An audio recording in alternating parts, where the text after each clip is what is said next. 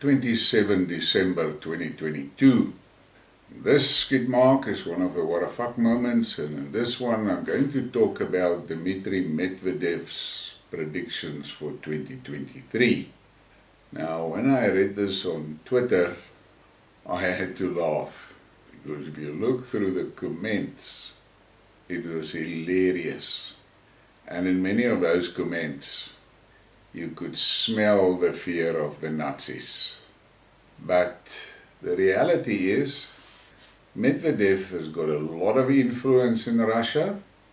He was the president of Russia at a stage, and he's quite an aggressive man. But he has got a sharp sense of humor, and he doesn't mince his words when he talks to the West. And almost every one of his posts on Telegram, he refers to the Anglo-Saxons. This guy doesn't like the Anglo-Saxons. I have said it in previous Skidmarks that the West could be glad this guy is not the president of Russia, because if he was, things would have turned out a lot different in the Ukraine. Point number one, he will not be as tolerant as Putin, for sure not. This guy's got a very short fuse. So for those idiots that promotes the regime change in Moscow, you will be screwed if this guy wins, because he's not going to play. But let's start the show. And I'm going to start the show with this piece of art. I found it this morning, and this is in the formal photographic salon terms, that would be categorized as altered reality. The reason why I picked this shot is, of course, the technical quality is excellent, but to me it ties down to Medvedev's forecast for 20. I like the image, and to me it tells a story. And as I said many times, that is the role of art.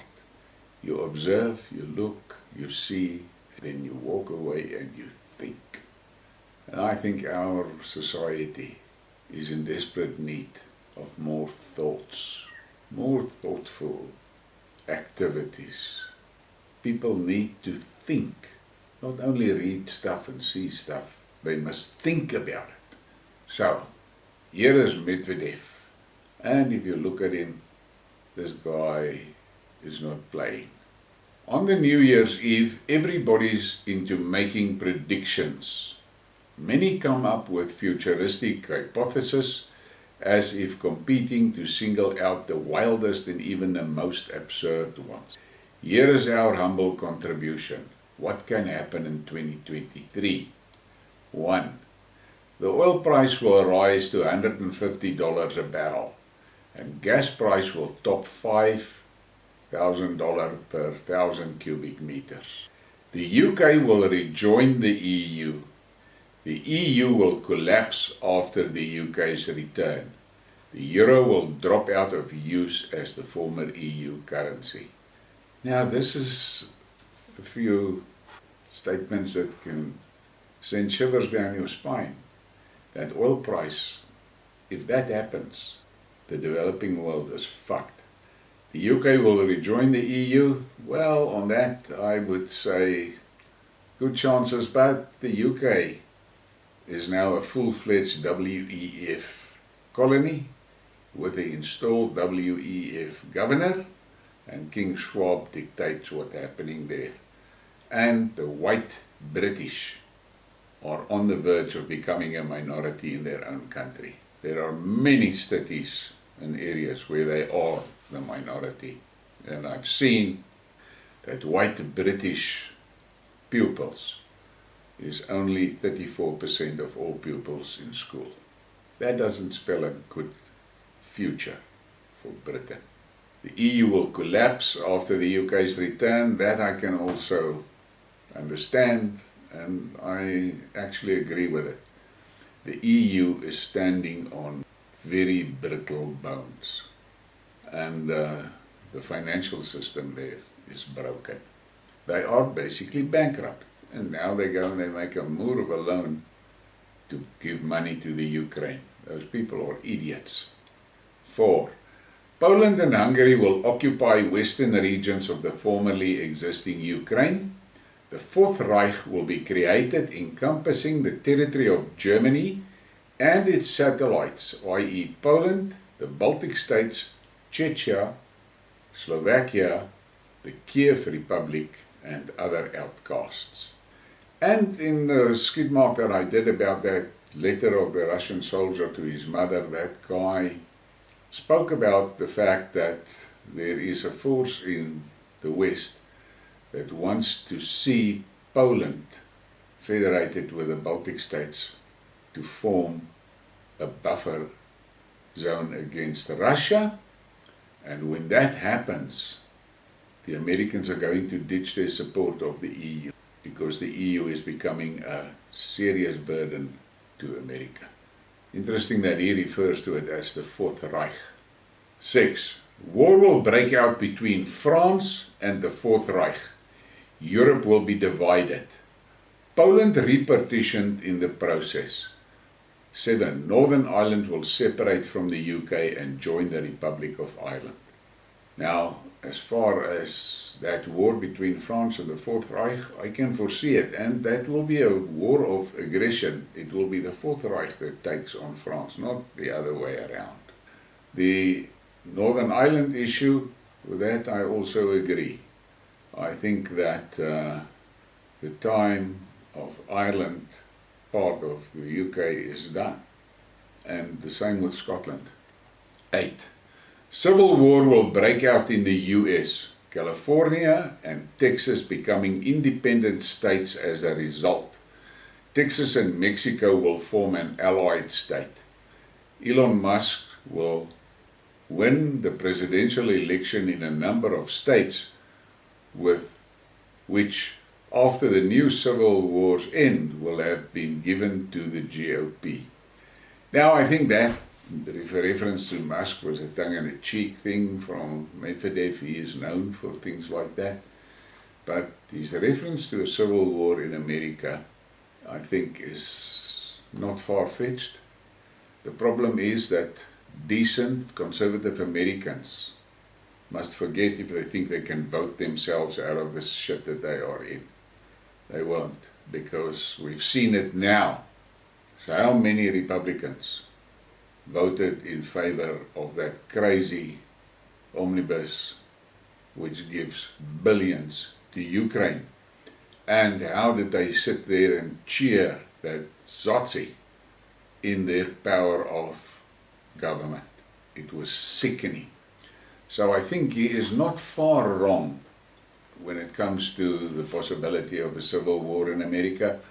And I think that Texas leaving the United States is real, as well as I was thinking about Florida, because the conservatives vote for representatives, and they get them in big majorities, and once those representatives lands in Washington, the wishes of the voters gets flushed down the toilet, and the representatives falls into line of the mainstream narrative. And I don't think people are going to take that much longer. I predicted way back when the pestilence started that one of the things that all the measures around the pestilence is going to trigger, and that will be a sense of nationalism. And my prediction is that Canada is going to break up, the US is going to break up, the EU is going to break up, because people are fed up of losing all their power to the elite that is voted in. 9. All the largest stock markets and financial activity will leave the US and Europe and move to Asia. And with this I agree. I just read this morning the high volume of reduction in investment on the London Stock Exchange. How much money has left the UK? Where are they going? They're going east. 10. The Bretton Woods system of monetary management will collapse, leading to the IMF and World Bank crash. Euro and dollar will stop circulating as the global reserve currencies. Digital fiat currencies will be actively used instead. And that is also something that I think is a reality, is not sucking wind here. I just feel worried for countries like South Africa, for instance. If the IMF and the World Bank crash, I wonder what will happen to all the billions that this idiotic ANC has borrowed from those two entities. But I am confident the days of the Western Empire is done, and in the past 4 weeks basically, they have done things that are only going to speed up their demise. If you are an intelligent person, you cannot for one moment try and imagine that the West, so-called collective West, would survive militarily against Russia and China. And then you add Iran, and you add North Korea, and you add India, and you have a case of a Goliath against a midget. The West has lost its industrial capacity, which by definition means it cannot produce heavy armament and ammunition at the rate which a war with Russia would require. But I'm not going to talk about the war. And then he closes his message with, "Season's greetings to you all, Anglo-Saxon friends and their happily oinking piglets." That is so typical Medvedev.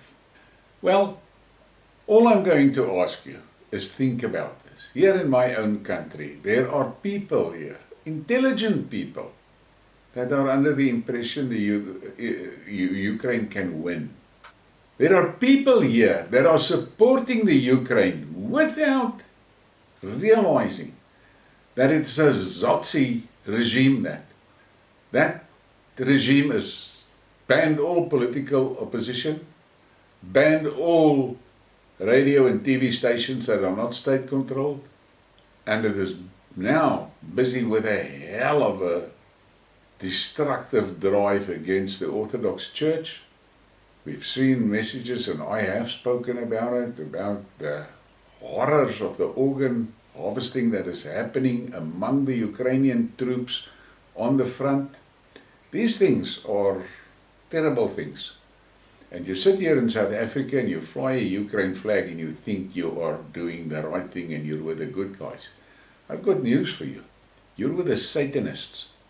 And you better rethink your position, because that Ukraine is a viper's pit, and it is so corrupt and evil, and you associate with them and proudly display your Ukraine flag on Twitter and social media. Wake up. Now, I hope you enjoyed this. Please give me a like and a subscribe and share the thing. I've looked at the statistics again this morning. The channel is growing, which I am very grateful for. But if I look at the viewing statistics, it is clear that YouTube is keeping my stuff under the blanket. It is not coming out. It's not reaching the people and the numbers of people that it can reach. So I need your support, and your support is likes and shares. Thank you very much. Have a nice day.